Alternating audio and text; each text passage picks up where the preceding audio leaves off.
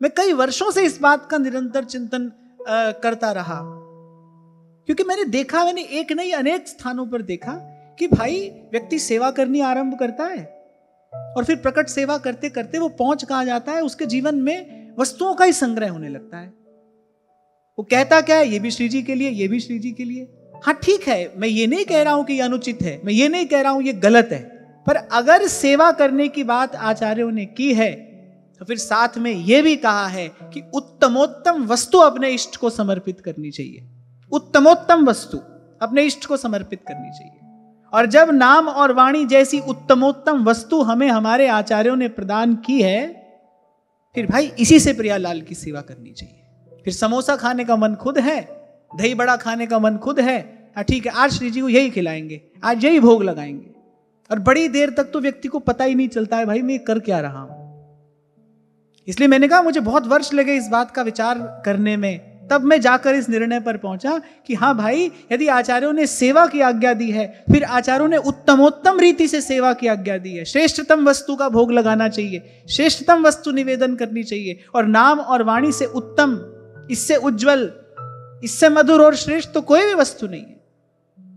अरे साधारण प्रेम में भी वस्तुओं आदि की औपचारिकता छूट जाती है, फिर तो दिव्य प्रेम है, सांद्र प्रेम है, ये तो अद्भुत प्रेम है। इसीलिए भले आपके पास वस्तु के रूप में कोई कमी हो, चिंता की बात नहीं है। हमारे पास में नाम है, नाम रटत आई सब सूही, हमारे पास ये पद है, इसी में रमना है, इसी में डूबना है, इसी में रमाना है अपने अपने तन मन प्राण को। जब श्री गोसाई विट्ठल नाथ जी के विषय में श्रीमद गोस्वामी नाभाजी महाराज ने कहा, तो ये कहा कि कलिजुग में द्वापर कियो उत्तमोत्तम वस्तुएं श्री गोवर्धन नाथ को निवेदन की जाती थी, आज तक ऐसा ही है। पर भाई वो भाव अलग है। ये जो हितजू की रीति है, ये जो भाव है, ये जो रस है, इसकी गति, इसकी विधि अलग है। इसीलिए व्यास जी ने भी कहा भाई देखा देखी भक्ति को व्यास न हुई निभा। इसीलिए तो आचार्यों ने अपनी अपनी विलक्षण उपासना पद्धति दी है। वहां जो हो रहा है वो वहां की उपासना पद्धति के बिल्कुल अनुकूल है, सर्वथा उचित है, ऐसा होना ही चाहिए। लेकिन यहां पहले महाप्रभु जिन प्रिया प्रीतम की बात कर रहे हैं, पहले एक बार उनके स्वरूप को तो समझिए। बहुत अधिक विस्तार से कहा भी नहीं जा सकता कि कैसा रस वपु है प्रिया प्रीतम का, केवल संकेत ही यहां से किया जा सकता है। इसलिए केवल इतना संकेत मैंने आपको किया कि भाई प्रिया प्रीतम को सबसे अधिक सुख मिलता है नाम और वाणी से। सुबह से लेकर रात तक खूब नाम जपिए और खूब वाणी गाइए, निस दिन गान गा गा कर प्रिया प्रीतम को रिझाइए। स्वामी जी ने गा गा कर ही बिहारी जी को प्रकट किया है, गाते गाते बिहारी जी को प्रकट किया।